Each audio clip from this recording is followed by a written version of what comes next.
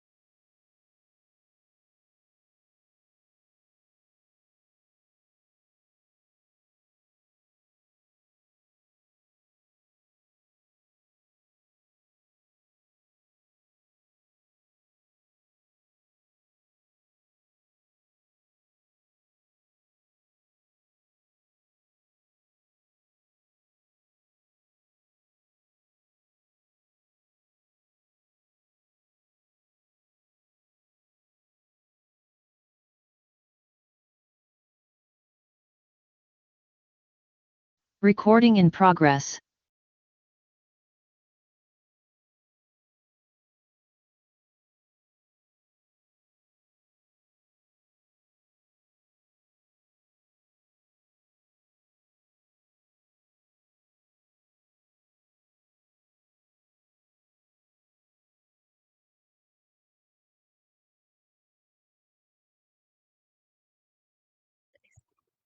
Buenas noches, queridos colegas y amigos.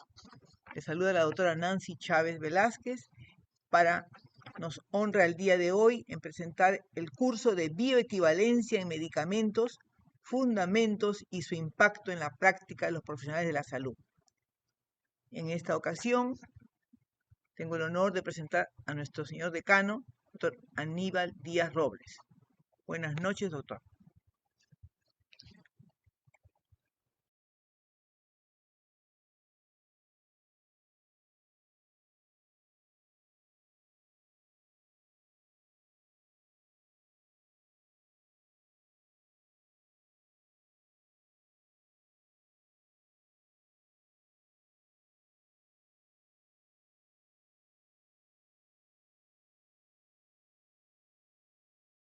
Bien, buenas.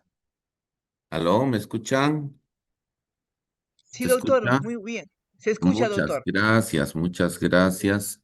Entonces, me han permitido para esta ocasión iniciar este curso dentro del esquema que tenemos de una serie de cursos que se van a dar por conmemorarse el 13 de mayo, el día del Colegio Químico Farmacéutico.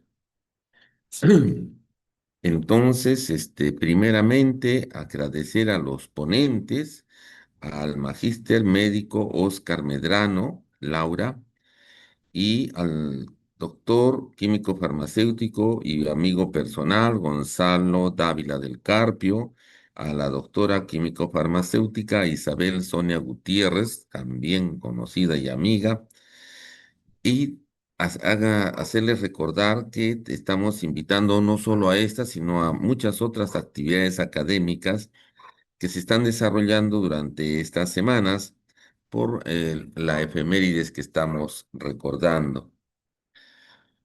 Estamos en este Zoom y a todos los participantes son cursos gratuitos, es parte de la tradición, creo, del colegio. Otros colegios también lo hacen. Y de otro lado, bueno, mi agradecimiento a la aceptación porque veo que hay 144 personas están conectadas en este momento. Los temas son variados, son importantes, son parte de, y es que los retos actuales, eh, ya que estamos como colegio, estamos viendo unos cambios muy fuertes en lo que es la normativa, la naturaleza técnica de los productos. Me dicen que se escucha con eco. Bueno, no, en realidad le pediría al ingeniero que corrija eso porque no tengo ningún otro equipo acá. El único es la laptop, así que no hay una reverberación que hubiera. Ya, el tema de ahora es bioequivalencia en medicamentos. No, por eso están los tres especialistas, pero también sé que hay gente que viene de otras profesiones. El término bioequivalencia es un término relativamente nuevo para aquellos que estamos más de 40 años en esto de la salud y tiene varias connotaciones. A ver, quisiera resumirlo brevemente como una introducción. En el mundo existen dos grupos de medicamentos, aquellos que son los originales, los medicamentos que fueron eh, desarrollados por los laboratorios y que fueron la primera patente, los que le llaman innovadores, ¿no? Y el otro gran grupo de medicamentos son los medicamentos genéricos, ¿no? Genéricos por el uso en su denominación de su nombre genérico. Recuerden que un medicamento tiene un nombre químico, un nombre genérico y un nombre de marca. Entonces, el nombre genérico es el nombre común que se usa en todas las naciones del mundo para identificarlo. Bien, entonces, por esta razón tenemos estos dos grandes grupos, los medicamentos innovadores y los medicamentos genéricos. En el Perú, lastimosamente, por alguna razón política, las normas establecen los medicamentos de marca, los genéricos de marca y los genéricos. Acá hemos hecho un tercer orden que, bueno, será asunto de discutirlo en la norma, ¿no? ¿Por qué lo han hecho así? Hay intereses ahí, me parece, sospechosamente económicos. Pero volviendo a estos dos grandes grupos, cuando aparece un medicamento innovador, tiene la patente, es el único, sus precios son altos y en la medida que la patente caduca, vence, 20 años, más o menos, aparecen los genéricos, que son las versiones de este medicamento innovador que tienen en primera base el mismo principio activo. Y uno ya puede deducir que si tienen el mismo principio activo, tienen también el mismo efecto, pero no siempre es así. Y ahí es donde viene la bioequivalencia. El hecho de que tenga dos cápsulas conteniendo el mismo principio activo en un medicamento genérico y un medicamento innovador no me va a garantizar que los dos tengan el mismo efecto.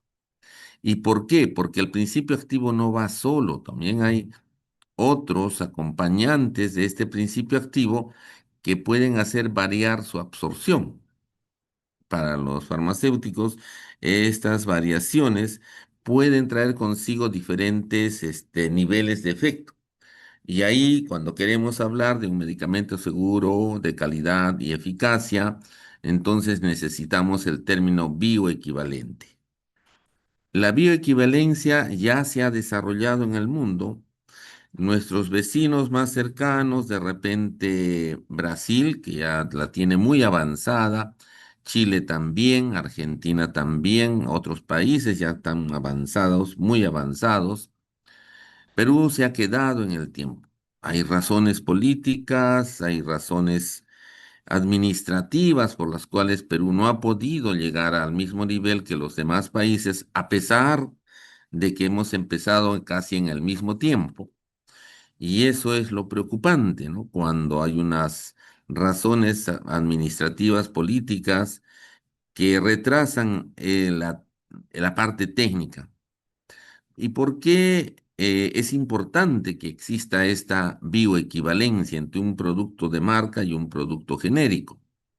Porque el prescriptor, el médico que prescribe u otros prescriptores que están acostumbrados a prescribir y tener un efecto ya planificado, no lo van a tener y entonces el tratamiento falla. Y si falla un tratamiento, está en riesgo la vida o el quehacer de su paciente.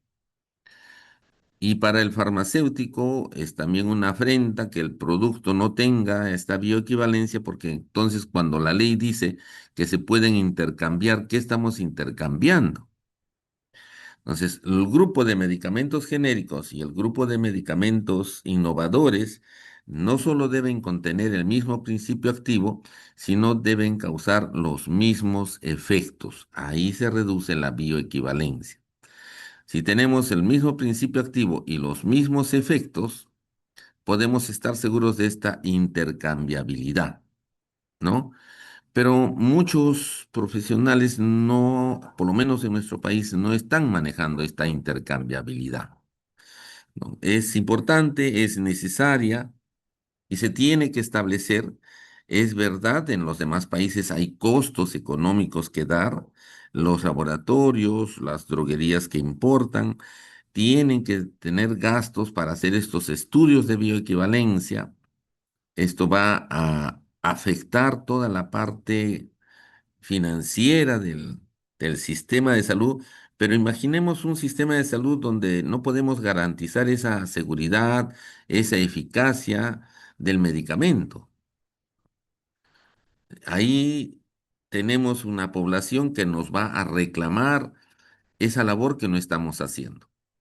Entonces, al curso trata de dar unas pautas sobre esta bioequivalencia, unas pautas de cuáles deben ser los caminos para conseguir la bioequivalencia en un país donde bueno, lastimosamente el momento político no garantiza casi nada.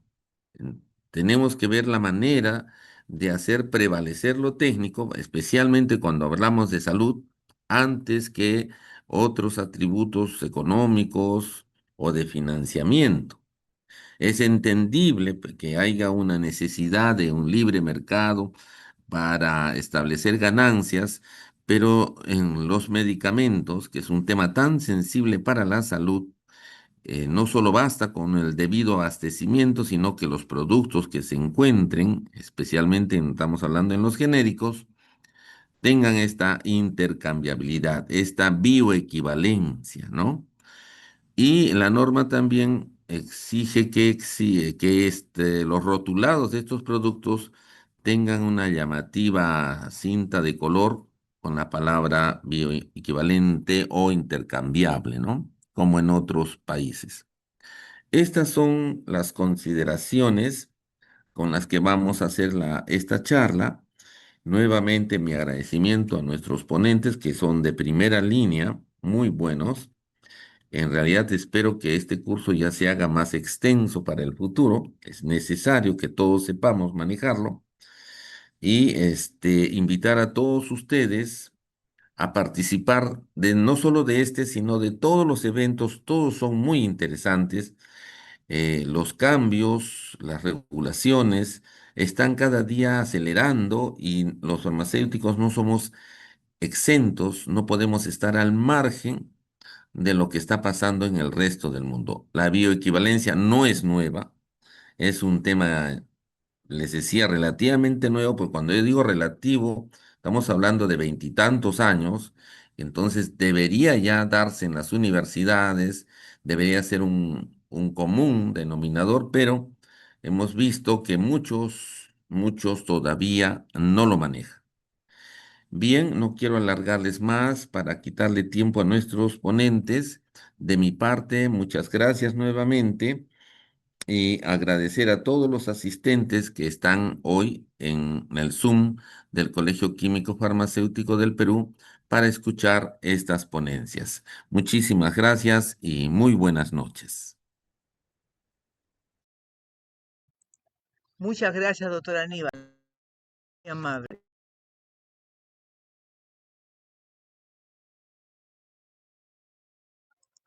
A continuación vamos a presentar a nuestro primer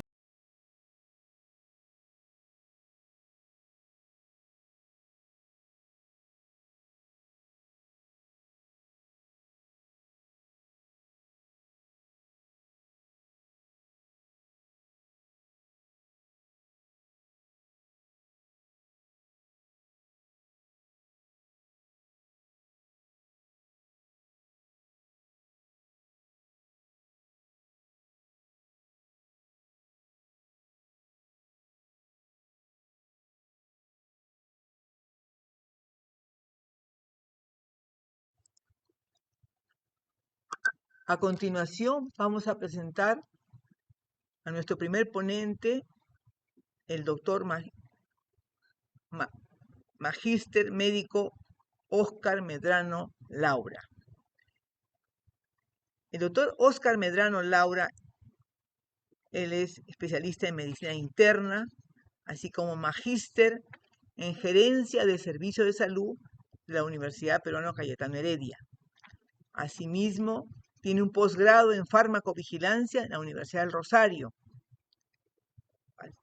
Igualmente, un posgrado en marketing estratégico en la Universidad del Pacífico, así como él es gerente médico regional en Galeni Convite.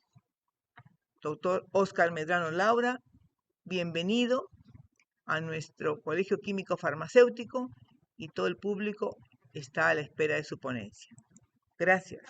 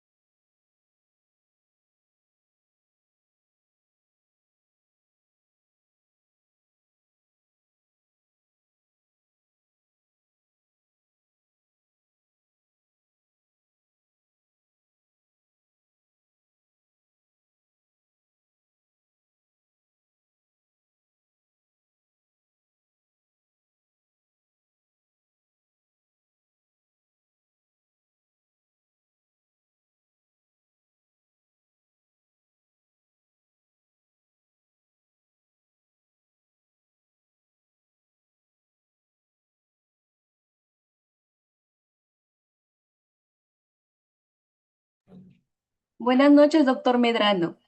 Puede iniciar con su exposición.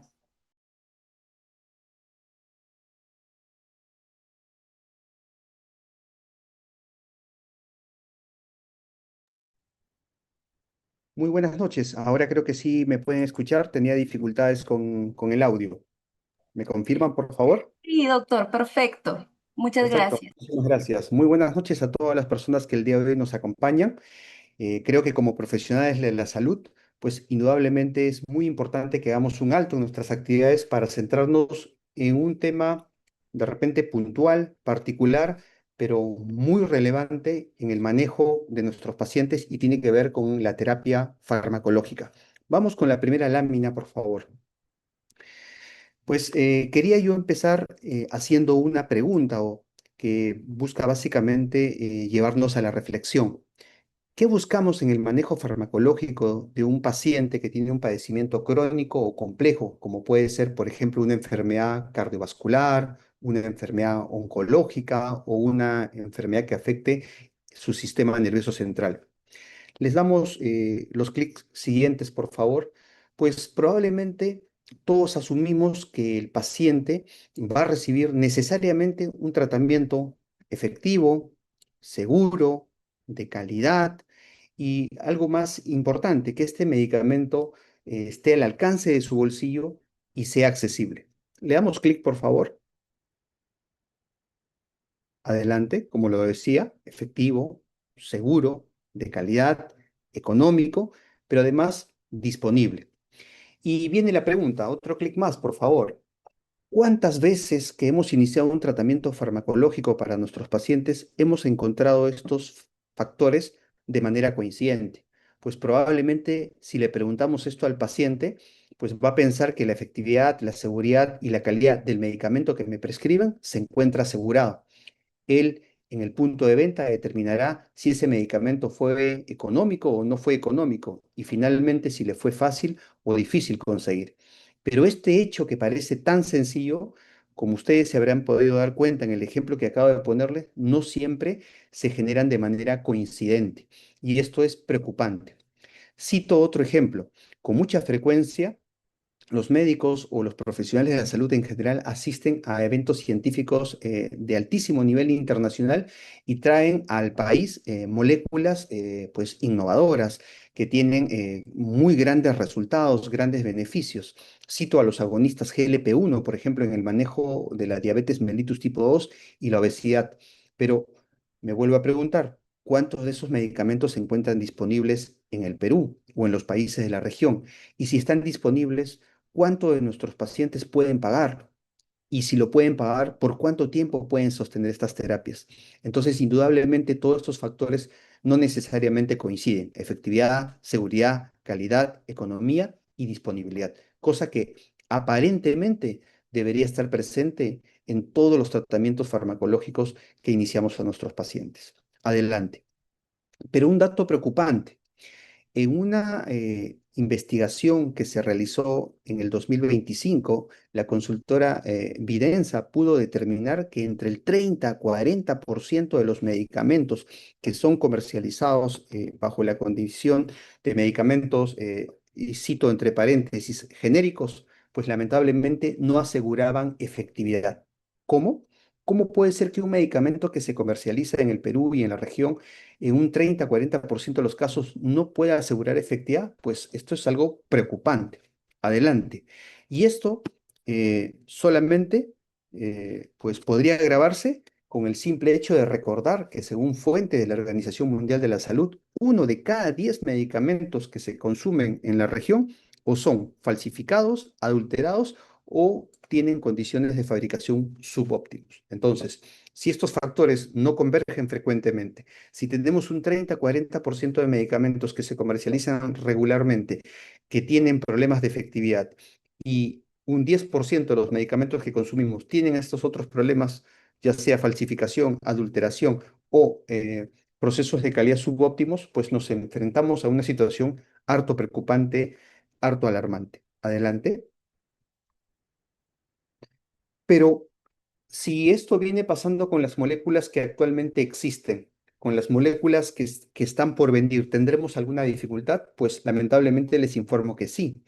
En un reciente análisis que se hizo, se pudo determinar que entre el año 2014 y 2024, aproximadamente 400 medicamentos han sido aprobados para distintas patologías a nivel global. ¿Ok? Son medicamentos innovadores de casas farmacéuticas de investigación que indudablemente van a impactar en la salud y en la calidad de vida de muchas personas. Pero lamentablemente solo el 44% de estos medicamentos han sido autorizados para su comercialización en América Latina.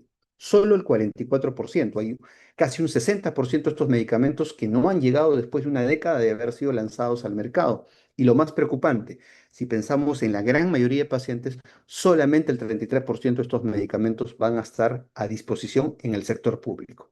Entonces, hay problemas de calidad, hay problemas de efectividad, hay problemas de disponibilidad de los medicamentos.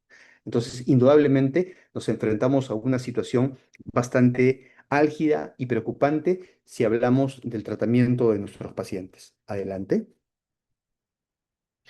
Y es en ese sentido que surgen dos conceptos que para mí son claves esta noche, poder yo iniciar esta sesión, que indudablemente va a servir para que el resto de expertos pueda profundizar sobre el mismo y podamos hoy día entender claramente, pues, cuándo un medicamento tiene equivalencia farmacéutica y cuándo un medicamento tiene equivalencia terapéutica. Pues quiero comentarles que cuando hablamos de equivalencia farmacéutica nos referimos a que dos medicamentos tienen o cuentan en su formulación el mismo principio activo, cuentan con la misma concentración de dicho principio activo, tienen la forma farmacéutica igual y se administran por la misma vía oral. Cuatro datos importantes, ¿ok? Medicamento A, medicamento B, mismo principio activo, misma concentración, misma forma farmacéutica y misma vía de administración. Sin embargo, este medicamento como tal no puede acreditar que haga exactamente lo mismo que esa copia bajo la condición de equivalente farmacéutico.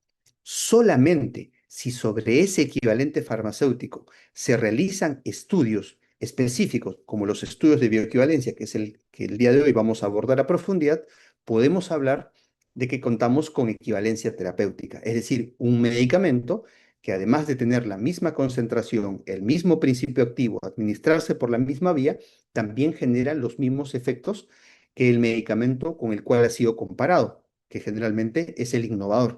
Y cuando hablamos de similitud, lo hablamos en dos términos, de efectividad y seguridad. Y acá indudablemente se abre una brecha muy grande. Más temprano, el doctor Aníbal Díaz hablaba de la diferencia que existía entre los medicamentos que eran bioequivalentes y los que no eran bioequivalentes. Adelante. Y acá un dato muy importante. Cuando nosotros vamos a un establecimiento farmacéutico, sea público o privado, sea bajo la condición de una farmacia de cadena o una farmacia horizontal, en cualquier parte del territorio peruano o en cualquier parte de la región de las Américas, vamos a encontrar tres tipos de medicamentos. Los medicamentos innovadores, los medicamentos bajo la condición de copia o multifuente, que pueden o no tener una marca específica, y lo que vamos a hablar el día de hoy, los medicamentos bioequivalentes. Creo que a todas luces, pues nosotros conocemos los grandes resultados, los grandes estudios, los grandes procesos de fabricación que tiene un medicamento de referencia. ¿Ok? Son medicamentos que han innovado en un segmento terapéutico y que por primera vez desarrollaron un determinado principio activo para el manejo, por ejemplo, de la dislipidemia, de la hipertensión, del cáncer de próstata, etcétera. Y como bien se indicó, estos están protegidos por una patente por un determinado periodo del tiempo. Mientras tanto, este producto no puede ser fabricado por otra compañía distinta al que lo desarrolló inicialmente. Y lógicamente tienen un gran problema. Primero, que no se encuentran disponibles fácilmente en todos los países, uno, y segundo, tenemos problemas de acceso económico. Estas moléculas tienen muy buenos resultados, pero hay dificultades en el acceso económico. Una vez que se vence esa patente, pues en automático las compañías farmacéuticas globales interesadas en este grupo de acción terapéutica inmediatamente lo empiezan a copiar, de ahí el nombre de copia, aunque el término técnico es medicamento multifuente. Estos medicamentos son equivalentes farmacéuticos, digamos, en el 100% de los casos, y no necesariamente equivalentes terapéuticos. Y acá con mucha frecuencia podemos caer en un importante error. Es que a este grupo de medicamentos los denominamos fácilmente medicamentos genéricos. Y hay que recordar que para la farmacopea internacional, la definición de genérico, como sucede en Europa y en Estados Unidos, implica que ese medicamento copia, que es un equivalente farmacéutico, pues tenga además un estudio de bioequivalencia o algún otro estudio de equivalencia terapéutica que acredite la efectividad y la seguridad frente al innovador. Lamentablemente, estos medicamentos, mal llamados genéricos, no tienen este sustento. Por ello, son sola y exclusivamente equivalentes farmacéuticos. Y finalmente, aquellos medicamentos que adicionalmente pues, han realizado un estudio de equivalencia terapéutica, ya sea esta en humanos o a través de estudios in vitro, pues dependiendo del tipo de molécula, podemos acreditar la bioequivalencia y la intercambiabilidad. Estos medicamentos, pues no solamente son más económicos en comparación con el innovador, sino que lo más importante, pues han demostrado similitud en cuanto a efectividad y seguridad. Ahí la gran diferencia. Para poder aclarar estos términos, vamos a pasar al siguiente cuadro. Le damos clic, por favor, donde nosotros podemos observar que en síntesis, cuáles son los atributos del medicamento bioequivalente. Un medicamento bioequivalente tiene la misma formulación que el medicamento innovador y a través de estos estudios de equivalencia terapéutica demuestra eficacia y seguridad y por ende es intercambiable sin riesgos para el paciente, como lo ha indicado la Organización Mundial de la Salud. Le damos un clic. Sin embargo, si le da un clic, por favor, podemos observar que un medicamento copia sin estudios de equivalencia terapéutica, pues lamentablemente no podemos en él acreditar esa efectividad, esa seguridad y por ende no podemos hablar de intercambiabilidad. Más allá de la definición exacta de bioequivalencia, que puede tener algunas pequeñas diferencias entre lo que indica la Agencia Europea de Medicamentos y la FDA de los Estados Unidos, lo más relevante es que cuando yo alcanzo esta condición, le damos un clic, obtengo un beneficio y ese beneficio es la intercambiabilidad del medicamento. Como lo dije hace un rato atrás, pues puedo yo cambiar el medicamento innovador por el medicamento que ha postulado ser bioequivalente y que ha alcanzado esa condición.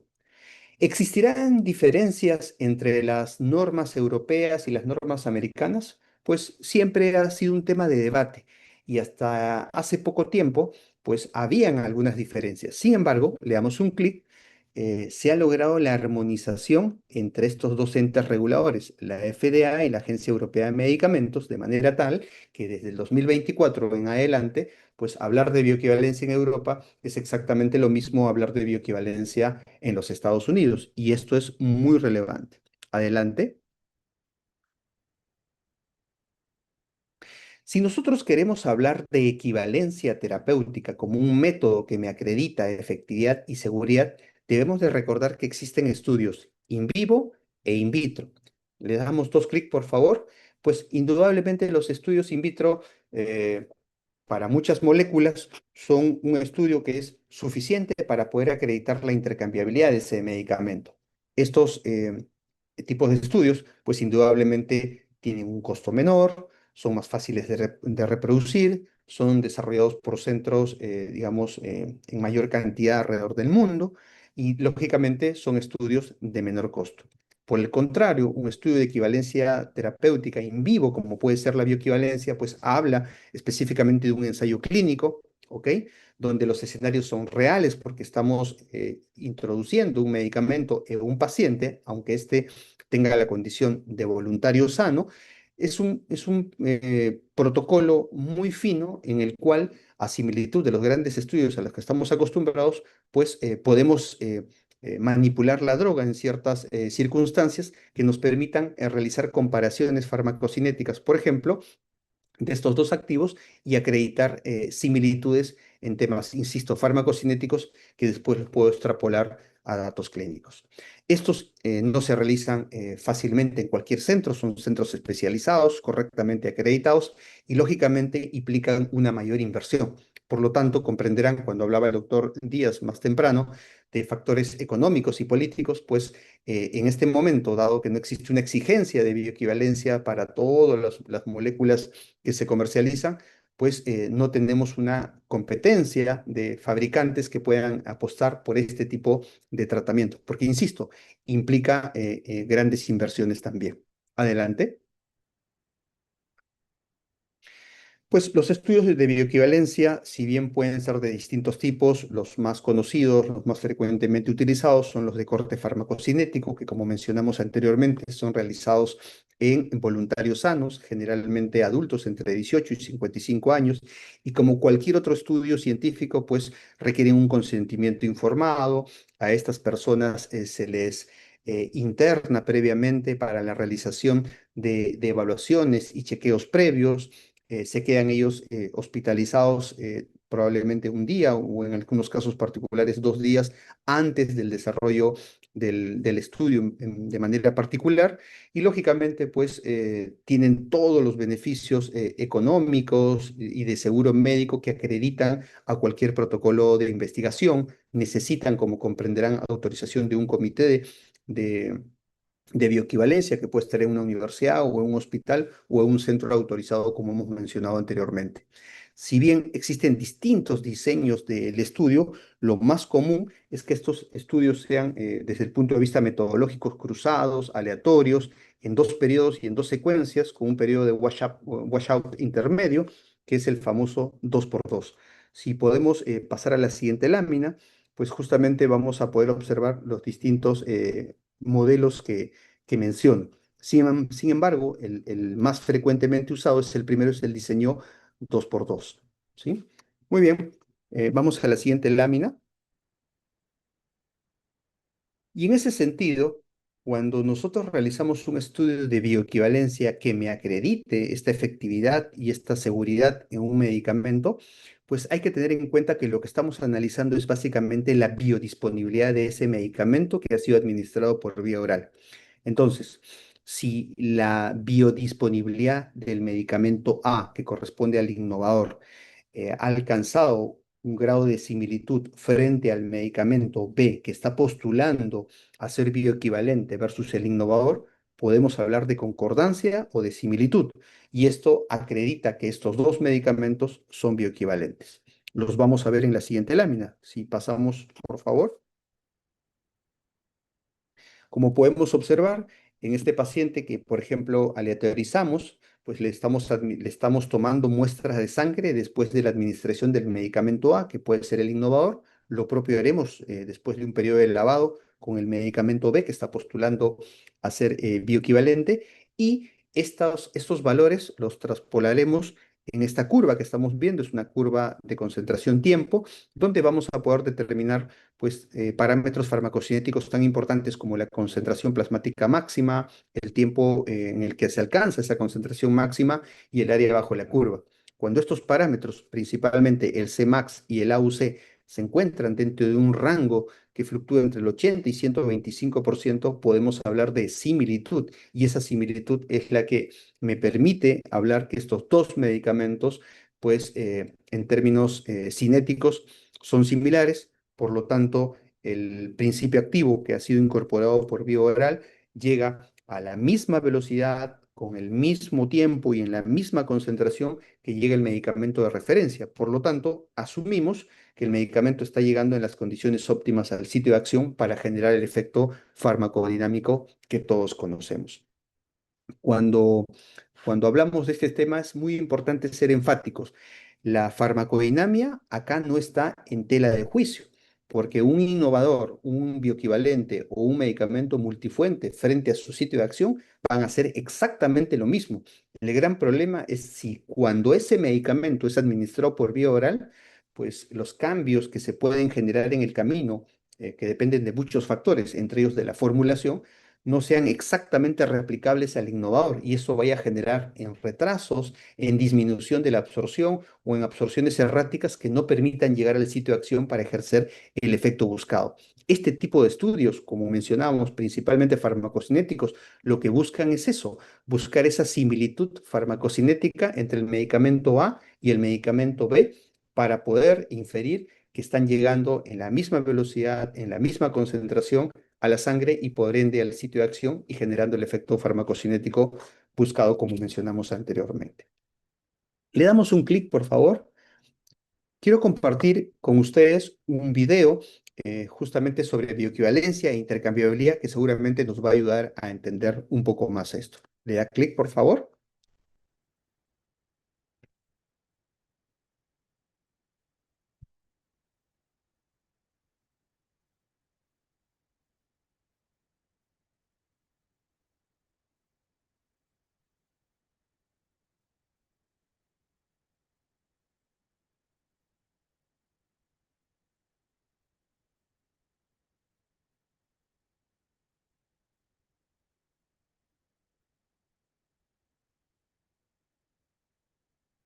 Me indican que no se escucha. Yo lo estoy escuchando. No sé si todos lo están escuchando.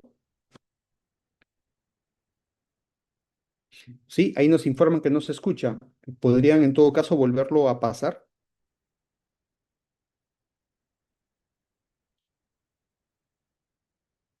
De repente no está activado el audio.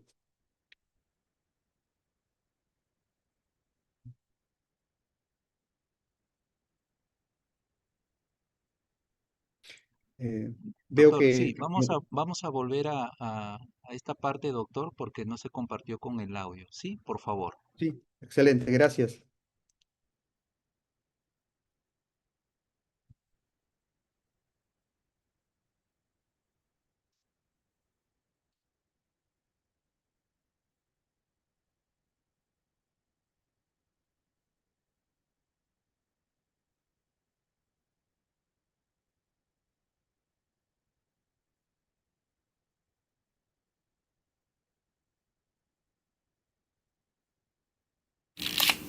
Todo el mundo tiene derecho al tratamiento ideal. A la hora de decidir el tratamiento idóneo para un paciente, es tan importante entender su patología como recetarle el medicamento más eficaz y seguro. El medicamento original ofrece las mejores garantías, mientras que los similares son más económicos. Pero no se ha demostrado que su efecto terapéutico sea equivalente al del medicamento original. Por ello, la empresa farmacéutica española Galenicum ofrece únicamente medicamentos bioequivalentes. El precio del medicamento bioequivalente es menor que el del original, pero es igualmente eficaz y seguro, hecho que se demuestra con los estudios de biodisponibilidad y bioequivalencia. Los estudios de bioequivalencia comparan la velocidad de absorción y concentración plasmática de un medicamento original con otro medicamento que contiene el mismo principio activo en la misma concentración y forma farmacéutica. Los estudios de bioequivalencia demuestran si dos formulaciones del mismo principio activo son terapéuticamente equivalentes o no. Si lo son, como este gráfico indica, tienen el mismo perfil de eficacia y seguridad. Y por ello son intercambiables sin ningún tipo de riesgo para el paciente.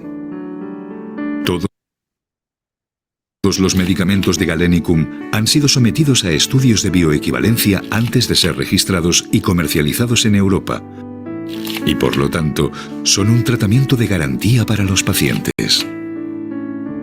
Para todos los pacientes. Infórmese sobre bioequivalencia y consulte nuestros estudios en galenicum.com. Medicamentos bioequivalentes Galenicum.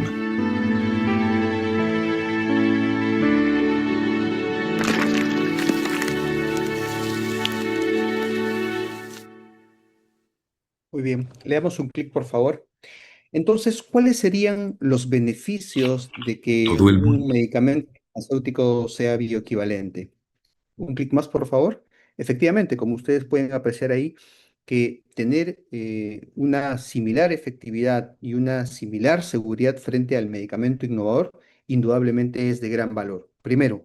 Segundo, cuando hablamos de laboratorios que generan estudios de bioequivalencia o de intercambiabilidad, estamos hablando de casas farmacéuticas que desarrollan productos bajo altos estándares de manufactura y tienen, como comprenderán, sistemas de postcomercialización también óptimos. Creo que se ha adelantado una, podría retroceder. El tercer punto relevante tiene que ver con la intercambiabilidad. Cuando un medicamento acredita la bioequivalencia, como lo hemos mencionado anteriormente, pues hablamos de intercambiabilidad como un beneficio asociado, dado que esto me permite, sin riesgo para el paciente, poder optar por la terapia innovadora o por la terapia bioequivalente. Por otro lado, pues democratizamos el acceso a los medicamentos, porque si nosotros en términos de eficacia y seguridad buscamos resultados, pues tendríamos que apostar solamente por el innovador si es que no tuviésemos un bioequivalente, porque como ya lo vimos al principio, tenemos muchas limitantes que nos llevan a asegurar que esa terapia es efectiva y segura. Entonces, tener opciones adicionales es indudablemente de gran valor. Otro punto muy importante sobre el que voy a volver más adelante pasa por el tema de la reducción de la barrera económica. Nuestros países en la región, pues lamentablemente tienen como limitante en el acceso a las terapias de alta calidad, efectivas y seguras, el tema económico. Un sol menos, 2 soles menos impacta mucho en la economía de las terapias crónicas si esta la proyectamos en muchos meses y años. Y nuestros pacientes son muy sensibles a ello. Pero cuando hablamos de reducción económica, pues comparamos el precio que tiene un medicamento innovador con el medicamento bioequivalente. Es ahí donde podemos realmente demostrar economía porque estamos pagando menos por obtener los mismos resultados. Y finalmente, algo que también tiene que ver con temas políticos y económicos es que cada vez que tengamos nosotros en el mercado un producto que demuestre bioequivalencia, cada vez que tengamos uno más en el mercado, pues lo que estamos haciendo es impulsar la innovación. Y esto es lo que yo llamo un beneficio oculto, algo que nosotros no vemos, pero lo que hace es que nuestros pacientes en general pues puedan tener terapias que en algún momento le puedan ser efectivas, seguras y de calidad para la hipertensión, para la diabetes, para la esquizofrenia, para la depresión, para el Alzheimer, para el cáncer o para cualquier otra patología de alta prevalencia y de alto costo. Adelante. Pero esto que acabo de mencionar está soportado, tiene un sustento científico, esto ha sido revisado o es simplemente cuestiones teóricas o son pequeños estudios en algunos grupos de pacientes. El día de hoy comparto con ustedes 4 estudios científicos, uno publicado el año 2008, otro el 2009, el 2019 y el 2025, todos en población americana. Quiero recordarles que para el 2019 el 90% de los medicamentos que se comercializan a través de los seguros públicos y privados en los Estados Unidos son de corte o de condición bioequivalente, ¿ok?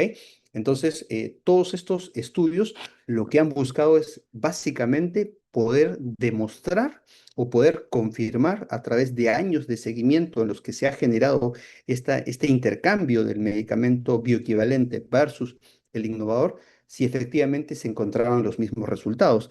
Y en este primer estudio, en un seguimiento a 12 años entre el año 1996 y 2007, pues que permitió reclutar muchísimos casos de pacientes durante este tiempo, se pudo determinar que los criterios utilizados para evaluar los estudios de bioequivalencia de medicamentos genéricos respaldan el objetivo de la FDA de que estos medicamentos han sido correctamente aprobados como tal, como genéricos, es decir, bioequivalentes e intercambiables, y que pues son terapéuticamente equivalentes a sus contrapartes innovadoras. Después de 12 años de seguimiento, tenemos estos resultados. Adelante. Y no contento con ello, les muestro un seguimiento a 24 años. En este caso, han sido medicamentos para el espectro cardiometabólico. Acá tenemos, por ejemplo, estudios científicos que han evaluado betabloqueadores, que han evaluado inhibidores de la enzima convertidora de angiotensina, también medicamentos antiarrítmicos, warfarina y otros medicamentos cardiovasculares, y donde se ha podido demostrar que en esencia, pues hay una evidencia que habla fuertemente en que utilizar medicamentos genéricos, recuerden, genéricos para Estados Unidos y para Europa es una copia que tiene bioequivalencia, pues hablamos de similitud en cuanto a los resultados. Adelante.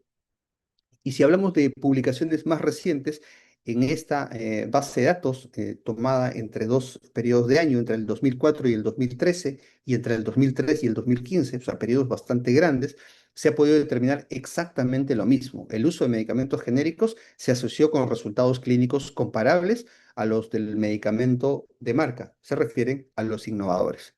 Y finalmente, más reciente, si le damos clic, en el año 2025, en la siguiente, por favor, pues podemos observar que cuando hacemos énfasis en una patología, retrocedemos, cuando hacemos referencia a una patología puntual como es el cáncer, pues podemos observar que en procesos neoplásicos que afectan pues al hígado, al tubo digestivo, al sistema endocrino, al reunirse estos 19 expertos en los Estados Unidos y poder hacer una revisión sistemática de los casos en los cuales se han utilizado medicamentos genéricos, es decir, con bioequivalencia versus el innovador, hemos encontrado que estos representan un mecanismo esencial para ampliar el acceso a estos medicamentos. Primero. Segundo, reducir los gastos catastróficos, y esto es muy importante, estamos hablando de ahorro en salud.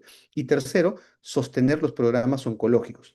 Y esto cobra mucha importancia, particularmente en los países de bajos ingresos como los nuestros, ¿ok?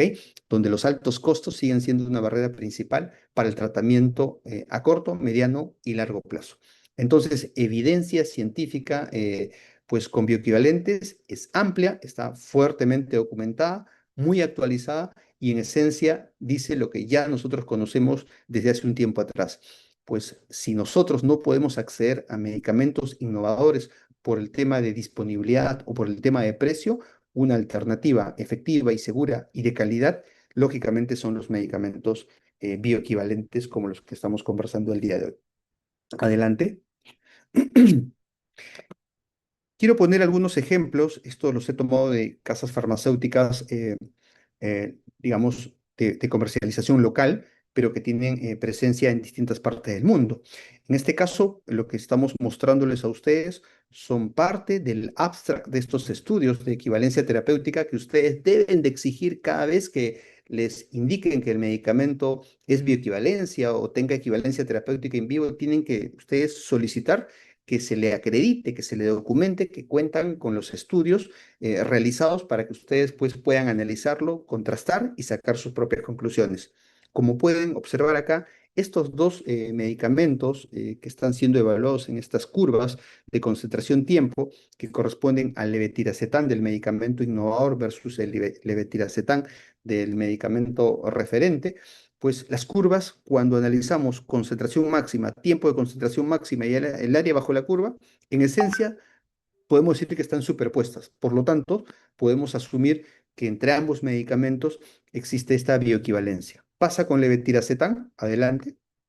Lo podemos observar también con medicamentos que tienen una formulación más compleja. En este caso estamos hablando de la combinación de dutasterida más tamsulosina, pues y pasa exactamente lo mismo, ¿no? Cuando hemos hecho el análisis, observamos que estos parámetros prácticamente se encuentran superpuestos, hablando de bioequivalencia y por ende de intercambiabilidad. En este caso particular, en esta combinación, probablemente los estudios sean muy complejos. Solamente he tomado un par de láminas para poder mostrarle lo que ustedes deben de exigir cada vez que le hablan de este tipo de medicamentos. Y finalmente he traído un tercer ejemplo, si le damos clic, por favor. En este caso, también un medicamento en combinación, que es la asociación de rosuvastatina más ezetimibe, donde se compara también con el medicamento innovador, aunque las curvas son diferentes a las que mostré anteriormente, y aunque puedan existir estas pequeñas variaciones en estos tres parámetros, pues se encuentran de este margen de error, este rango que hablamos, entre 80 y 125%. ¿Ok? Adelante. Y algo que para mí es muy importante tener en cuenta es que, como ya se mencionó, pues la manera de poder reconocer estos medicamentos en nuestros anaqueles es a través de estas franjas que aparecen en las cajas, en el rotulado mediato de nuestros productos. Y acá he citado tres ejemplos, ¿no? Para que ustedes puedan ver cómo un medicamento en Perú necesita tener la franja de medicamento intercambiable cuando ha acreditado esta condición. En cambio, en Chile, pues lleva el logotipo de bioequivalente, así como ustedes lo ven en letras minúsculas, y con la letra B encerrada en un círculo rojo. Pero en Ecuador, pues lleva el título de medicamento bioequivalente. Estamos hablando de medicamentos efectivos, seguros, de calidad, pero que en su rotulado cada ente regulador toma una decisión puntual de cómo deben de mostrarse particularmente. Adelante. En el caso puntual del Perú, he ingresado a la página web de Digemit y he podido observar que en el último corte que se ha realizado solamente hay un listado de 133 medicamentos que tienen registro aprobado de medicamento intercambiable, como el que ustedes están viendo ahí, lo cual representa pues un pequeñísimo volumen del total de medicamentos que existen en nuestro mercado. Se calcula que entre el 2 y 3% de los medicamentos que actualmente se dispensan en el Perú tienen este atributo de bioequivalencia. Pero acá viene una pregunta. ¿Eso significa que solamente existen 133 medicamentos que tienen esta condición? Pues la respuesta es no, porque como ustedes comprenderán, muchas casas farmacéuticas han sometido sus productos para esta aprobación y por temas de tiempo, por temas de agenda, indudablemente no han sido considerados como prioridad y todavía están esperando dicha aprobación. Adelante, por favor. Y acá, ya para ir terminando, quiero volver con dos temas muy importantes, ¿ok? Que puede parecer redundante, pero para mí es clave. Y lo comento como médico con una trayectoria de más de 20 años, tiempo en el cual he recibido mucha visita médica en alguna oportunidad en consultorio, y un dato que siempre se utiliza para hablar de la efectividad y de la seguridad del medicamento es la calidad del producto. Como ustedes saben, en la cadena de producción, en el mundo del almacenamiento, del transporte, en el momento que se gestiona el medicamento con el punto de venta y finalmente llega al consumidor final, hay una serie de acreditaciones, certificaciones y estudios que avalan los diferentes momentos. Pues el día de hoy tenemos claro de que, por ejemplo, las buenas prácticas de manufactura, las buenas prácticas de almacenamiento, las certificaciones ISO, las que existen varias, pues pueden acreditar los procesos de calidad, de desarrollo de estos medicamentos como corresponde para una manufactura tan especializada como es la manufactura de medicamentos. Sin embargo, no acreditan efectividad y seguridad. Le damos clic, por favor. Las únicas, otra vez más, por favor, las únicas dos maneras de poder demostrar efectividad y seguridad de un medicamento son a través de un estudio pivotal, es decir, un estudio que fue desarrollado por el laboratorio que innovó y desarrolló una molécula, ¿ok? Y la otra opción, le damos un clic, es a través de los estudios de equivalencia terapéutica, como hemos mencionado, en donde analizando la farmacocinética de ambos productos podemos predecir los resultados y que cuando estos se encuentran dentro de este rango de similitud, pues hablamos de efectividad y de seguridad frente al innovador, como se los he dejado demostrados en estos 4 estudios de los muchos que podemos encontrar en la web. ¿Ok? Entonces, menciono esto porque, como les dije, ¿no? Durante todo este tiempo he recibido visita y un argumento sólido de las personas que me visitaban era eso, ¿no? Hablaban de la calidad del laboratorio que lo producía y por ende se infería la efectividad y la seguridad. Y esta asociación no es precisa. Si nosotros buscamos efectividad y seguridad, deberíamos exigir adicionalmente este tipo de estudios de equivalencia terapéutica como la bioequivalencia. Adelante. Y finalmente, algo que le interesa a nuestros usuarios finales, que son nuestros pacientes, el tema económico. Le damos clic, por favor, para ver todas las láminas y yo poder explicarlas. Una más y una más, la última. Y acá viene la pregunta. Pues vamos a imaginarnos que el paciente Juan pues es diagnosticado de una enfermedad crónica como la depresión y cuando sale con su receta hacia la calle a comprarla o a recibirla de algún punto de venta cercano al consultorio de este doctor, pues como el doctor le dijo que este es un tratamiento a largo plazo, este paciente Juan piensa en el tiempo y se da cuenta cuando empieza a analizar las distintas opciones que se le presentan, es que hay una diferencia de precio sustancial entre la opción A, la opción B, la opción C o las múltiples opciones que él pueda encontrar cercanos al punto donde fue atendido. Y acá viene un dato muy preocupante. A él ya le llama la atención la brecha de precios que existen entre estas opciones. ¿Ok? Yo he puesto, justamente a propósito para este ejercicio, he puesto la palabra innovador, bioequivalente y copia. Y si ese precio teórico que acabo de poner, yo lo traspolo a lo que sucede en un año, en 12 meses de tratamiento, recuerden que los tratamientos de la depresión son tratamientos largos, pues la inversión es bastante alta. Indudablemente, para el ciudadano de pie, si le preguntamos cuál es lo más económico, indudablemente va a marcar la opción C, que es lo que él puede pagar, ¿ok? Si yo lo comparo con la terapia B y con la terapia A. Pero un tema muy relevante, que yo pague menos no necesariamente significa que esté haciendo una acción económicamente estratégica, porque recuerden que en la opción C, pues en un porcentaje muy alto estos medicamentos no han demostrado efectividad. Entonces estoy pagando menos, pero lamentablemente por un resultado que no conozco. Adelante.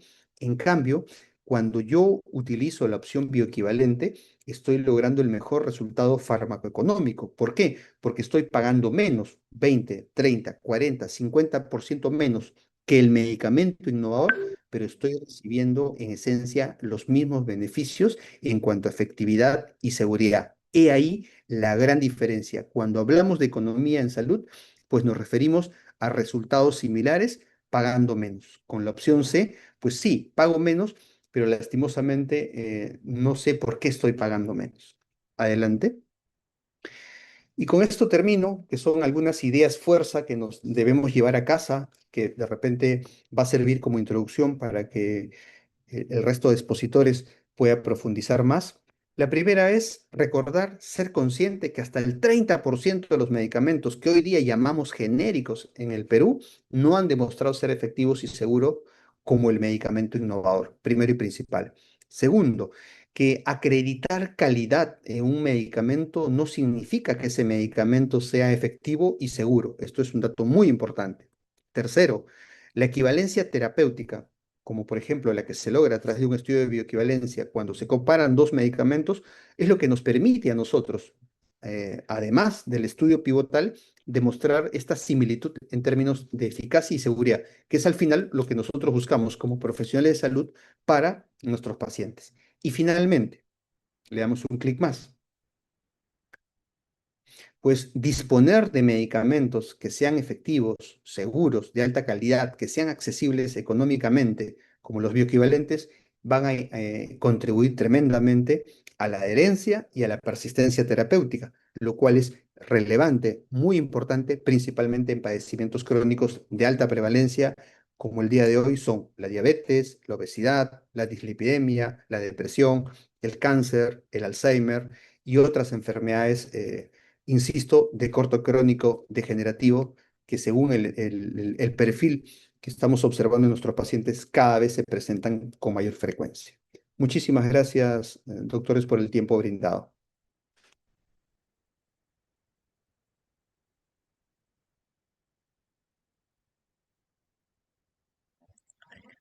A usted, doctor Oscar Medrano, por su excelente ponencia, sobre todo nos ha ilustrado tremendamente sobre la bioequivalencia. Muchísimas gracias, doctor. A ustedes por la invitación.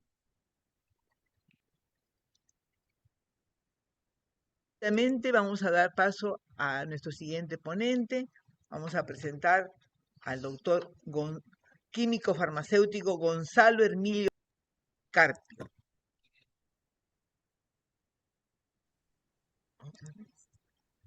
Vamos a presentar al doctor químico farmacéutico Gonzalo Hermilio Dávila del Carpio. Él es químico farmacéutico por la Universidad Católica de Santa María, Arequipa. Es magíster en química por la Universidad Nacional San Agustín de Arequipa.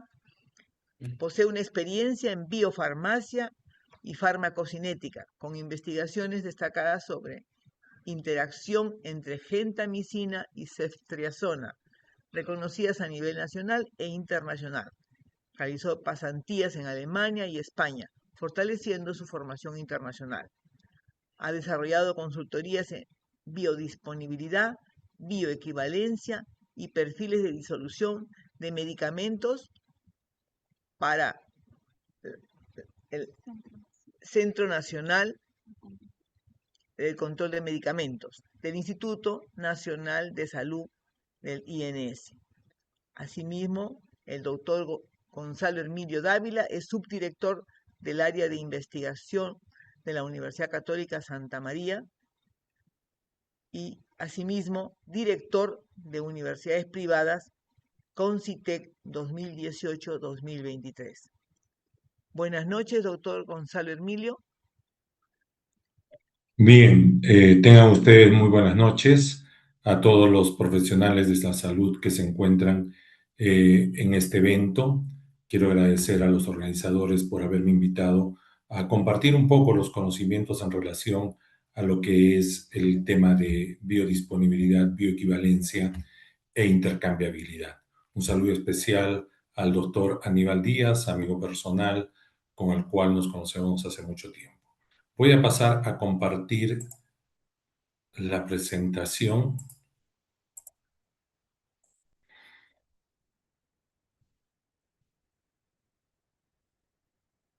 Por favor, me indican si se aprecia. Sí, doctor, perfectamente. Está bien. Bien. El tema que nos trae esta noche es hablar un poco de lo que es bioequivalencia e intercambiabilidad.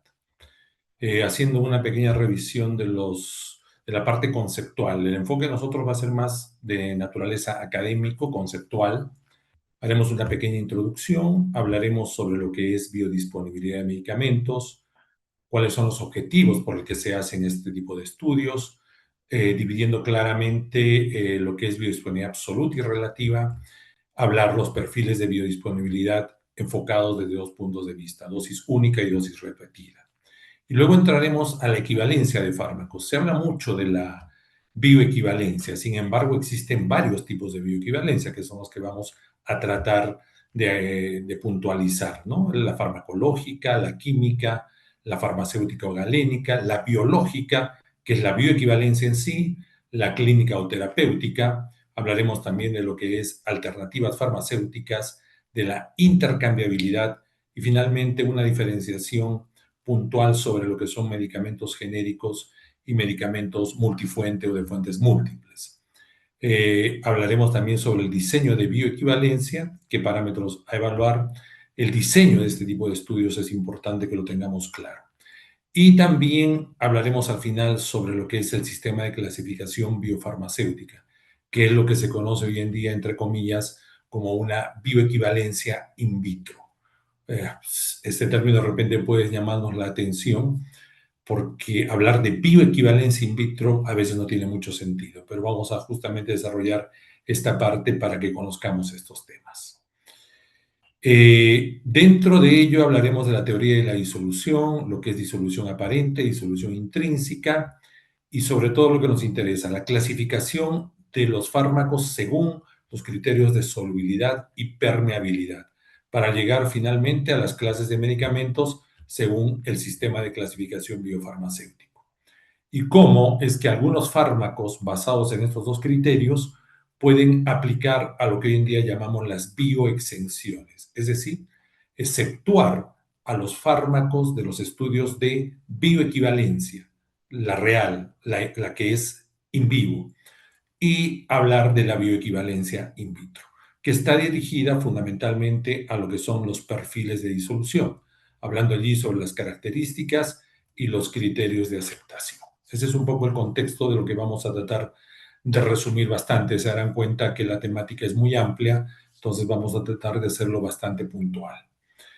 El primer enfoque que debemos tener muy claro es que desde el punto de vista tecnológico, un medicamento viene a ser la asociación de un fármaco, también conocida como molécula activa o principio activo, al cual se le asocian una serie de excipientes o coadyuvantes farmacéuticos. Fundamentalmente estos tienen la acción de mejorar la biodisponibilidad, ¿no? Y finalmente la tecnología involucrada en su preparación. Hay fármacos, hay principios activos que contienen el mismo ingrediente activo, sin embargo vienen en formas de presentación de tabletas, cápsulas, inyectables, soluciones parenterales, digamos, para la administración en forma de jarabes, etc. Entonces, la tecnología farmacéutica aplicada en estos casos se diferencia mucho. Esto nos va a llevar entonces a una forma farmacéutica específica. lo cual está directamente relacionado con lo que es la vía de administración, ¿no? ¿Qué buscamos? ¿Cuál es el propósito de administrar un medicamento? Buscamos tres cosas fundamentalmente, ¿no? Que este medicamento sea seguro, sea eficaz y de calidad. Y allí el rol del químico farmacéutico es fundamental. ¿Para qué? Para conseguir un efecto terapéutico. Hay que hacer una diferenciación clara también entre lo que es el efecto farmacológico, que es propio, intrínseco a ese principio activo. Cuando un principio activo contenido dentro de un medicamento es administrado, pues este va a ser absorbido y luego va a llegar, digamos, a lo que conocemos hoy en día como su biofase efectora, o si quieren hablar como los receptores, entendidos los receptores en el amplio sentido de la palabra, porque no es lo mismo hablar, por ejemplo, de un beta bloqueador, donde los receptores adrenérgicos, beta adrenérgicos son los receptores, a hablar, por ejemplo, de un antibiótico tipo penicilina, donde evidentemente la bacteria es la receptora porque inhibe la síntesis de la pared bacteriana. Es claramente diferente. Pero vamos a hablar entonces de términos de receptores en el amplio sentido de la palabra. Ese efecto farmacológico tiene que asegurarse durante un determinado tiempo para que ese efecto farmacológico posteriormente se convierta en un efecto terapéutico. Claro, alguien me dirá, ¿y qué pasa con las enfermedades crónicas? Bueno, esa es otra situación en la que hay que tratar de mantener ciertos criterios de estabilidad en la enfermedad. Pero lo que buscamos básicamente es la seguridad, la eficacia, y eso lo vamos a lograr siempre y cuando tengamos calidad del medicamento. En este contexto, entonces, el doctor Medrano ya lo hablaba anteriormente, se refería a lo que es la farmacocinética, ¿no es cierto? Y cuando hablamos de la farmacocinética, nosotros nos referimos siempre un poco a la interacción del medicamento dentro del organismo. En otras palabras, es lo que le hace, se menciona así, lo que le hace el organismo al medicamento, al principio activo. Pero ese principio activo está contenido en una especialidad farmacéutica.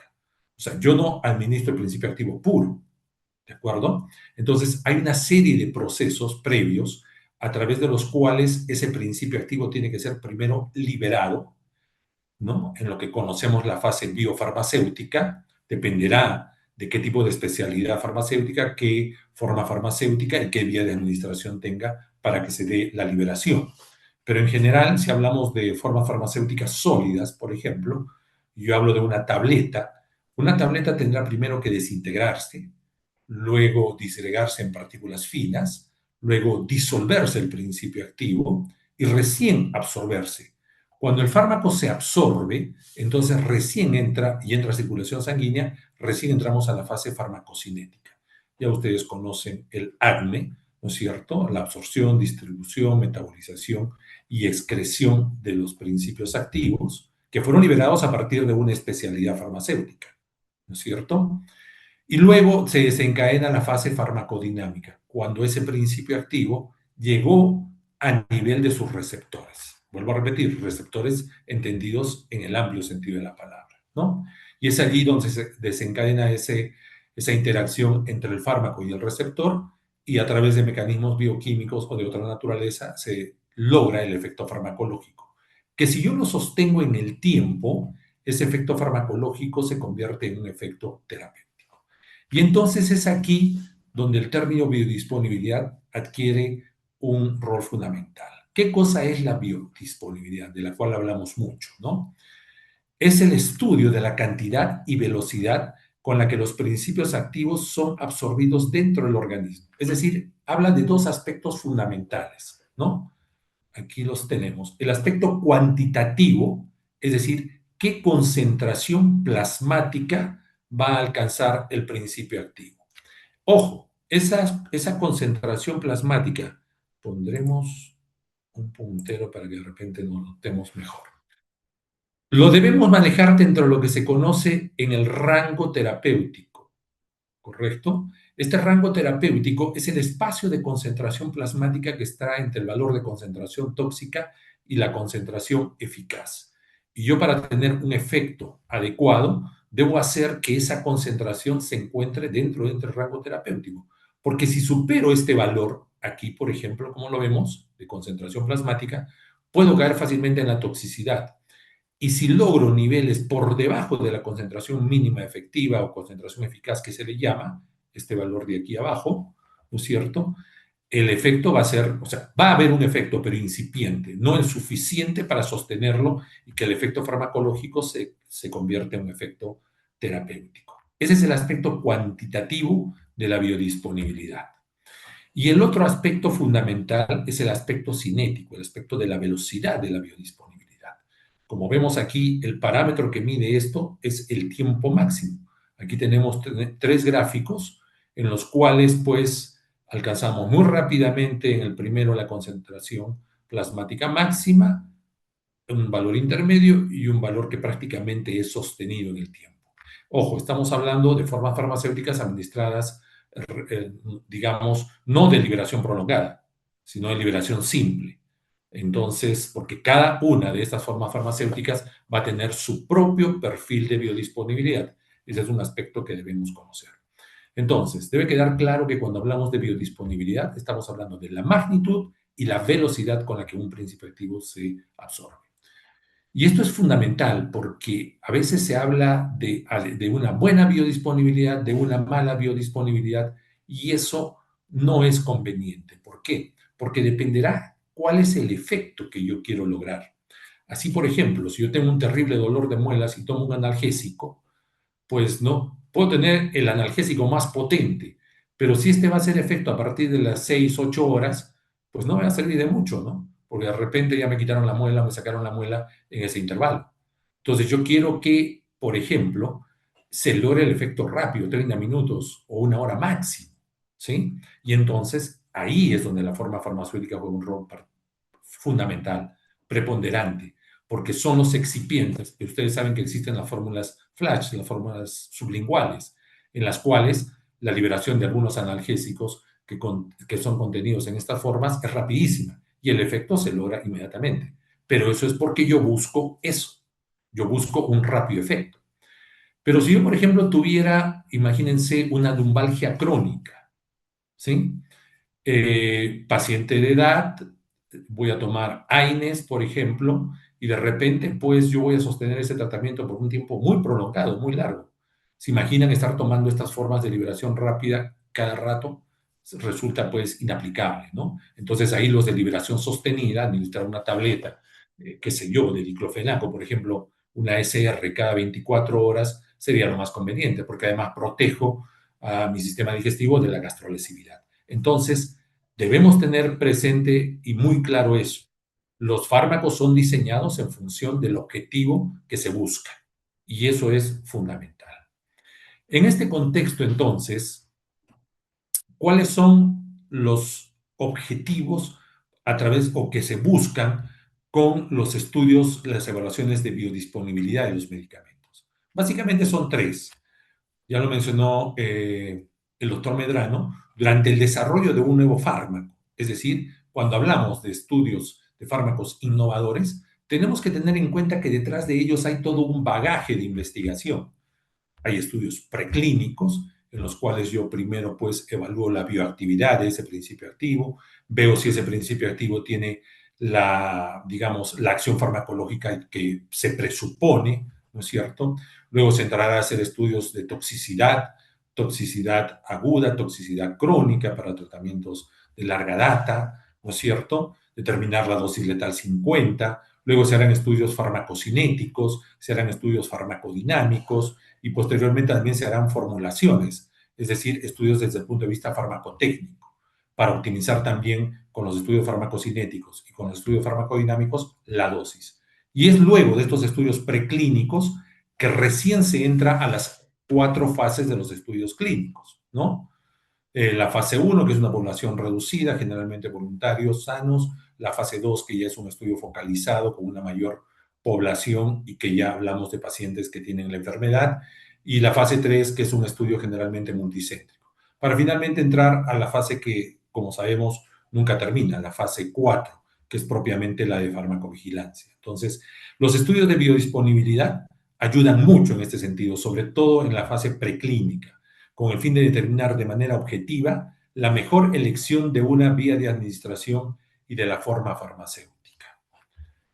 Un segundo objetivo fundamental es durante el desarrollo del medicamento y para el control continuo de su calidad o para la modulación de las condiciones de empleo en cada caso en particular. ¿Por qué es importante esto?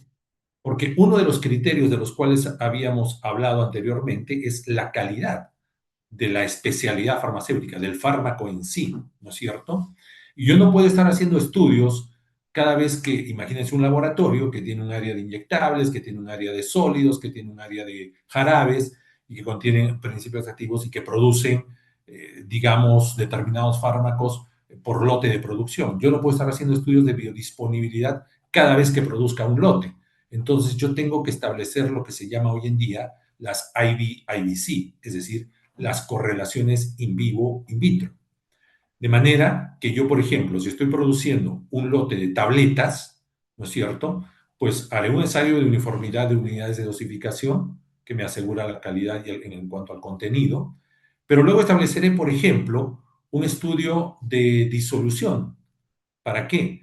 Por ejemplo, si hablamos de acuerdo a la farmacopea de los Estados Unidos, el paracetamol contenido en tabletas, 500 miligramos, ¿no es cierto?, a ciertas condiciones, deberá liberar a los 30 minutos no menos del 80% del principio activo contenido. Bueno, la pregunta es, ¿y por qué no es 70%? ¿Por qué no es 90%? ¿Por qué no es a los 40 o esta liberación a los 45 minutos o a los 60 minutos? Porque previamente, a través de estos estudios de biodisponibilidad, se estableció una correlación in vivo, in vitro. Aquí no comparo fármacos cuando hablo de una correlación in vivo, in vitro, que sí es lo que se hace en la bioequivalencia. Aquí lo que hago es administrar el mismo fármaco, ¿no es cierto?, a un sujeto para hacer un estudio in vivo y evalúo su perfil farmacocinético, su perfil de biodisponibilidad, ¿no es cierto? Y después o hago un ensayo de perfil de disolución del mismo fármaco, es decir, un estudio in vitro. Se establece la correlación y yo digo entonces, ahora sí, a los 30 minutos el 80% del principio activo deberá haberse liberado, por lo menos. Eso me va a asegurar la calidad del producto, ¿no? Y el tercer objetivo es precisar si los medicamentos procedentes de fabricantes distintos presentan características de equivalencia que garantizan la posibilidad de intercambio de las prescripciones. Es decir, esto ya tiene que ver mucho más con el concepto de bioequivalencia. Existen dos tipos de biodisponibilidad, la absoluta y la relativa. Lo que vamos a hacer nosotros es comparar los perfiles de disolución. Entonces, yo administro el fármaco, ¿no es cierto? Digamos, un fármaco por vía oral, ¿no es cierto? Y lo voy a comparar con un medicamento que es el de referencia, pero no se refiere a la referencia al innovador, a la investigación. Puede ser el mismo producto, pero administrado a través de la vía endovenosa. La pregunta es, ¿existe biodisponibilidad en caso de la administración de un fármaco por vía endovenosa? El término de biodisponibilidad es la velocidad, la magnitud y la velocidad con la que un fármaco se absorbe. Y si yo administro un fármaco por vía endovenosa, no hay absorción. Por lo tanto, en caso de una administración endovenosa, se habla simplemente de disponibilidad. ¿Y que va a ser total? Porque si yo tengo 100 miligramos contenidos en el inyectable, los 100 lo coloco directamente a la vena, ¿no es cierto? Por lo tanto, el perfil de disolución, esa área bajo la curva de la que ya habló el doctor Medrano, será prácticamente total, completa, ¿no? Y yo comparo cualquier medicamento versus ese medicamento.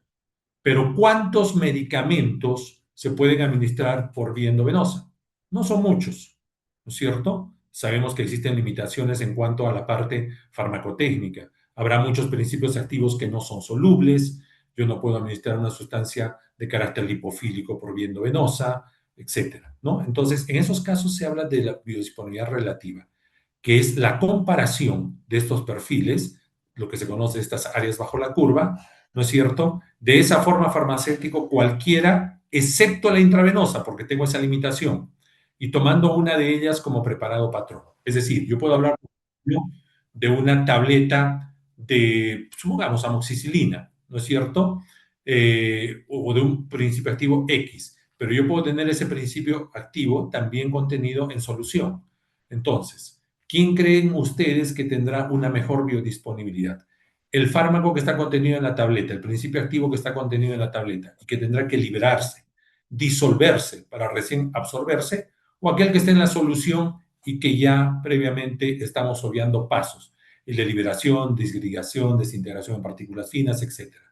Es evidente que el de solución va a tener presupuestos. No podemos hablar de manera, digamos, absoluta, ¿no es cierto? Pero presuponemos nosotros que debe tener una mejor biodisponibilidad. Y ese es el que se tomaría como preparado patrón. Aquí tenemos, pues, la forma como se calcula la biodisponibilidad absoluta. Estas son las integrales de tiempo cero a tiempo infinito de la concentración extravascular sobre la intravenosa multiplicada por las dosis en cruz. Este material simplemente es referencial para que lo tengan en cuenta, que me puede llevar a calcular algo que en farmacocinética es fundamental. ¿Qué cosa es? Es la fracción de biodisponibilidad, el factor F. Fracción de biodisponibilidad. Bien, vamos a pasar a hablar ahora de la equivalencia de fármacos. Y vamos a hablar de la equivalencia farmacológica, de la equivalencia química, la farmacéutica o galénica, la biológica, que es lo que conocemos como bioequivalencia, y la clínica o terapéutica. ¿Qué son equivalentes farmacológicos? ¿Qué es equivalencia farmacológica? Viene a ser la incorporación de dos medicamentos de moléculas químicamente distintas, pero que conducen a una misma actividad intrínseca que indica la presencia en vivo de un mismo sustrato molecular activo. Esto se da mucho, por ejemplo, cuando se tienen ésteres de algunos fármacos. Por ejemplo, si hablamos del cloranfenicol, el cloranfenicol puede administrarse bajo la forma de palmitato, estolato, succinato. ¿Por qué ésteres de estos ácidos? Porque lo que se quiere modificar es la velocidad de absorción. El palmitato, por ejemplo, sabemos que viene en forma de jarabe, palmitato de cloranfenicol, ¿no es cierto? El succinato es polvo para reconstituir y para administrar en forma inyectable. Entonces, ¿qué es lo que buscamos? A través de las diferentes vías, mejorar su biodisponibilidad, es decir, la velocidad y la magnitud con la que ese principio activo se vaya a absorber. Se da mucho también, por ejemplo, en el caso de eritromicina, ¿no? Hablamos entonces de equivalencia farmacológica. ¿Qué es la equivalencia química? Viene a ser la incorporación en dos medicamentos destinados a la vía de administración común de una dosis nominal idéntica del mismo principio activo. Acá viene la diferencia en relación a lo que mencionaba el doctor Medrano de equivalentes farmacéuticos, ¿no?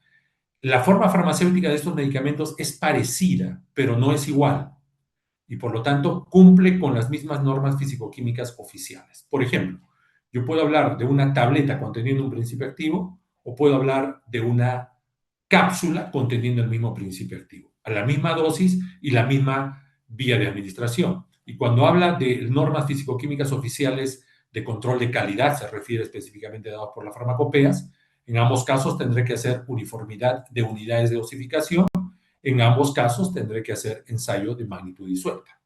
Esos son equivalentes químicos. Los farmacéuticos, ya se mencionó anteriormente, se trata del mismo principio activo, la misma forma farmacéutica, destinados a ser administrados por la misma vía. O sea, son exactamente iguales. Aquí sí no hay vuelta que darle. Si son cápsulas, se comparan con cápsulas. Si son tabletas, se comparan con tabletas, ¿no? Y que lógicamente, al ser la misma forma farmacéutica y va a ser administrado por la misma vía de administración, cumplen con estándares de calidad, de control de calidad, idénticos o comparables. Luego tenemos ya, ahora sí, lo que se conoce con el término de equivalentes biológicos, que también lo pueden ver así, o bioequivalencia. Corresponde a cualquiera de los dos anteriores, es decir, a equivalentes químicos o a equivalentes farmacéuticos, que a la misma posología y según los niveles sanguíneos de principio activo, presentan criterios de biodisponibilidad idénticos en el mismo individuo. No va a haber diferencia en cuanto a sus parámetros de biodisponibilidad. Aquí hablamos de parámetros de biodisponibilidad. Cuando nosotros hablamos en el entorno de lo que son parámetros farmacocinéticos y conocemos, por ejemplo, el tiempo de vida media de un fármaco, la constante velocidad de eliminación, el volumen aparente de distribución, el clearance sistémico, etc., existen tres que también son parámetros farmacocinéticos, es decir, vienen a ser algo así como las constantes físico-químicas de un producto. Si hablamos, hablemos del agua, su punto de ebullición 100 grados centígrados, ¿no es cierto? Su punto de congelación 0 grados centígrados en condiciones normales, su densidad es igual a 1, su constante dieléctrica es igual a 82, etc. Bueno, eso, si yo tengo una sustancia que tiene esas características, esas propiedades físico-químicas, estamos hablando del agua. No hay vuelta que darle, ¿no es cierto? En este caso, cuando nosotros hablamos de los parámetros farmacocinéticos, es exactamente igual. Son los que identifican al principio activo. Ojo, al principio activo, ¿no? La única que es una variante aquí es la constante de absorción. Porque una vez que el fármaco fue absorbido, su tiempo de vida media, su volumen aparente de distribución, su, digamos, su clearance sistémico, etcétera, van a ser iguales, ¿no es cierto? Pero ¿dónde puede estar la diferencia? En la parte en la que el farmacéutico juega un rol fundamental, es decir, es en la parte farmacotécnica, que tiene que ver con la asociación del principio activo, los excipientes y la tecnología aplicada, tecnología farmacéutica aplicada. Y es allí donde se produce la diferencia, ¿no es cierto? En este caso, para hablar de bioequivalentes, entonces, los perfiles tienen que ser iguales desde el punto de vista de los tres parámetros de biodisponibilidad, que son el tiempo máximo, la concentración plasmática máxima y el área bajo la curva, que son los que tenemos aquí. Estos son los parámetros que se evalúan. Área bajo la curva de concentración plasmática versus tiempo, concentración plasmática máxima y el tiempo máximo. Pongo aquí el tiempo máximo porque antiguamente se evaluaban los tres parámetros de acuerdo a las normas de la USP, de la British Pharmacopoeia, de la EMA, etc. Pero hoy en día se ha visto reducirlo a dos y solo se toma en cuenta estos dos, la concentración plasmática máxima y el área bajo la curva de concentración plasmática. Son los dos que se comparan. Aquí los tenemos, ¿no? Siempre manejándonos dentro de lo que es la concentración mínima efectiva, la concentración tóxica. Tenemos el valor de concentración pico, que es la máxima, y el área bajo la curva de concentración plasmática, nivel plasmático, versus el tiempo. Hay formas de hacerlo, esto ya varía. Por ejemplo, es un cálculo de área bajo la curva trunca, porque solo tomamos hasta el último dato, pero yo también podría extrapolar esto y llegar por cálculo matemático, generalmente dependientes, hasta el área bajo la curva de tiempo cero a tiempo infinito. El tiempo infinito es aquel en el cual el fármaco desaparece del organismo.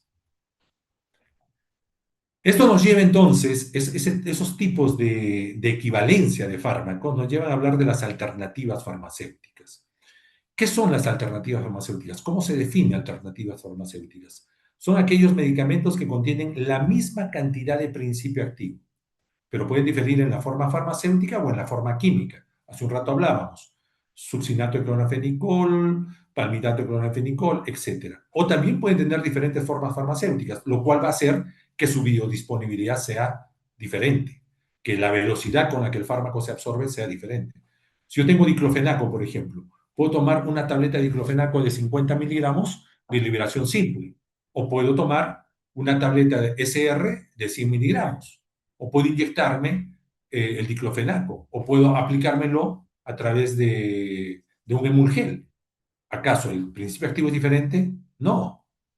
Definitivamente no. Entonces, ¿qué difiere? La forma farmacéutica, ¿no? Pero cuando hablamos de alternativas farmacéuticas, es aquellas que proveen la misma cantidad de fracción activa por la misma vía, pero no son equivalentes farmacéuticos. ¿Por qué no son equivalentes farmacéuticos? Porque no tienen la misma forma farmacéutica. Y luego hablamos lo que ya tiene que estar, digamos, más relacionado con lo que es el criterio de intercambiabilidad, con lo que son equivalentes terapéuticos. ¿Qué vienen a ser los equivalentes terapéuticos? Equivalentes farmacéuticos o alternativas farmacéuticas, es decir, pueden tener la misma forma farmacéutica o también ser diferentes, que después de la administración a la misma dosis, sus efectos con respecto a la eficacia y seguridad serán los mismos que el medicamento de referencia, cuando sean administrados a pacientes por la misma vía. Entonces hablamos aquí de bioequivalentes. Y entonces, esa es la única forma de asegurar que se trata de fármacos de calidad. ¿Por qué? Porque estamos comparándolo con el medicamento de referencia. Y el medicamento de referencia tiene todo un bagaje de investigación detrás de él. ¿No es cierto? Estudios preclínicos, estudios clínicos, fueron 10, 15 años, digamos, tuvo un tiempo de patente, los cuales me están asegurando la eficacia, ¿no es cierto?, del principio activo. Y si yo lo sostengo a través de una dosis adecuada, ese efecto farmacológico se puede convertir en efecto terapéutico. Y luego tenemos el término de intercambiabilidad.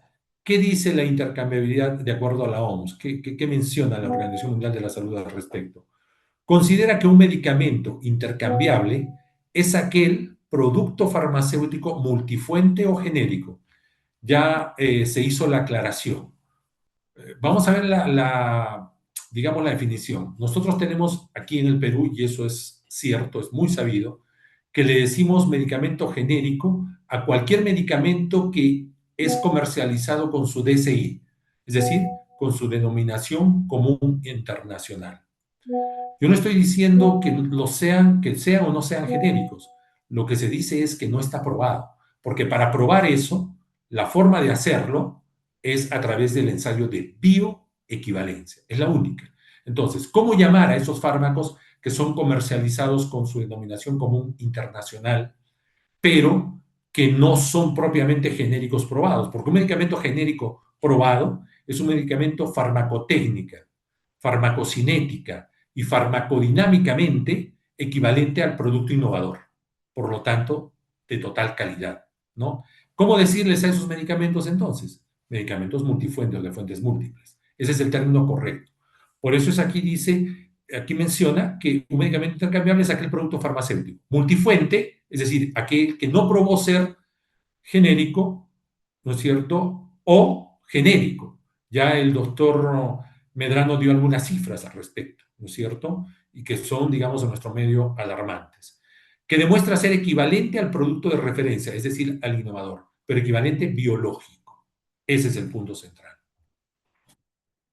Bueno, y aquí tenemos justo lo que mencionábamos, ¿no? Según la OMS, es un producto farmacéutico diseñado, estamos hablando de medicamento genérico, diseñado para ser intercambiable con un producto innovador de marca, comercializado con su DCI, denominación común internacional, sin licencia del original tras expirar la patente.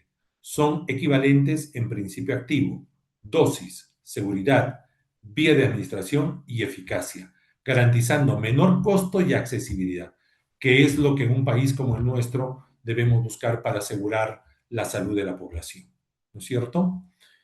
Y lo que les mencionaba, ¿no? Es un producto farmacéutico comercializado con su denominación común internacional, farmacotécnica, farmacocinética y farmacodinámicamente equivalente al producto innovador. Y el multifuente está referido a aquel fármaco que no ha demostrado equivalencia en cuanto a estos parámetros, ¿sí? Entonces, eso es lo que tenemos que tomar en consideración. Bien, hemos hablado mucho entonces de lo que es biodisponibilidad, de los tipos de equivalencia, cuáles son los objetivos de estos estudios de biodisponibilidad. Ahora vamos a mencionar algo sobre lo que es el diseño de estudios de bioequivalencia. Son diseños que se hacen de una manera muy rigurosa, es decir, vamos a trabajar aquí con seres humanos, con pacientes que van a ser voluntarios sanos. Los sujetos son generalmente voluntarios sanos, los cuales deben haber demostrado esta situación. Es decir, la idea